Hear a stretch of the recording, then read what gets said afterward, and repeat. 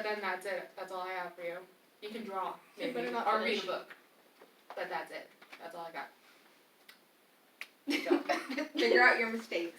If you have any questions, don't ask me. I am going to be busy.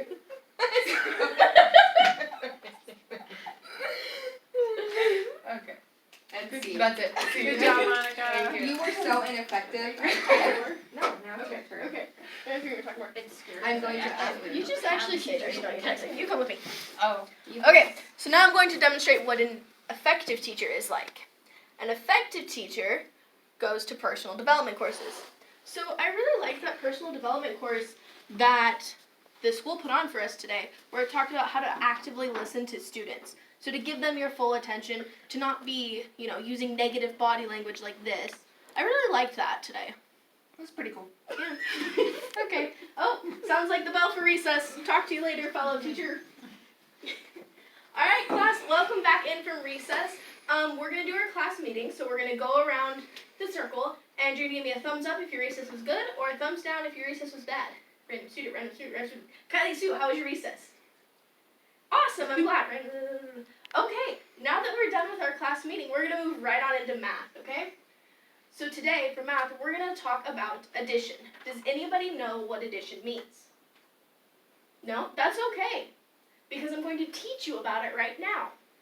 So addition is combining numbers together. So for example, if I have one popsicle stick here, and I have another popsicle stick here, how many do I have all together? Kylie Sue? 2. Exactly. So I want to see if you can take this knowledge and apply it to another problem. All right, so I'm going to write something on the board. Kylie Sue, why don't you come up and answer this for me?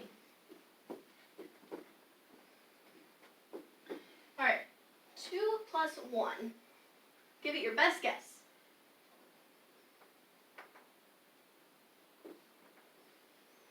That's a good guess, but unfortunately that's not correct. So how can we come up with a different way to make you realize what the correct answer is?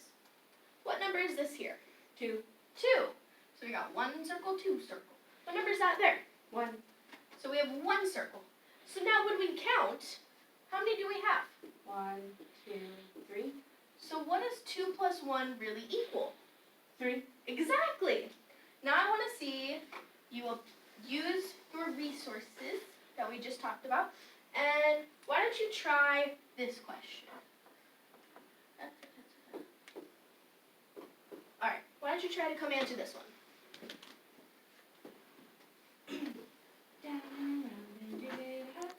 Good job. So yes, 2 plus 3 does equal 5. See, if we put out our circles like we learned, 1, 2, 3, and we count 1, 2, 3, 4, 5. That's the exact answer Kylie Sue put down, and she is correct. Yes, good job. Applause. So this is a way to effectively teach in your classroom. You're engaging the students both by having that class meeting to bring the focus back to the classroom away from recess, and you're also having them come up and work on the problem, and then you're actively working through setbacks.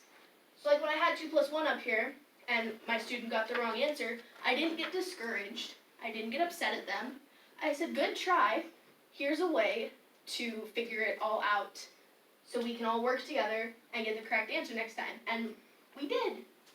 So that is how an effective teacher, that is an example of how an effective teacher may teach. First grade math is over. Okay, so, Lizzie was the effective teacher, so Just in she case you couldn't tell. was the planner. She had classroom management, it seemed like, with the popsicle sticks. Problem solvers. She was creative. And something that I thought was funny, and just the word steal kind of threw me off. Effective teachers steal best practices from other educators. So I feel like our best resources are each other at this point. And when we're actually teachers, the best resources that we can have and ask and use are going to be our peers. And then it never hurts to celebrate unless they did a great job doing that. So these are some of the things. So it says extensive research can be found on how to close the achievement gap. Schools that work on closing the achievement gap maintain these characteristics. They keep a laser focus on learning for all students. maintain a no excuses attitude, use research and data to improve teacher practices, involve everyone in improvement processes, persist through difficulties and setbacks. Like Monica, she just said, you're on your own, here's a worksheet, figure it out, didn't choose to correct her, and then they celebrate the accomplishments. Any questions? Yes, ma'am. I saw that. My question is, what about if an effective teacher makes a mistake and nobody catches it? Are they still effective, or do they become ineffective because we know nobody's perfect? Well, I don't think one thing is gonna make or break them being effective or an effective teacher.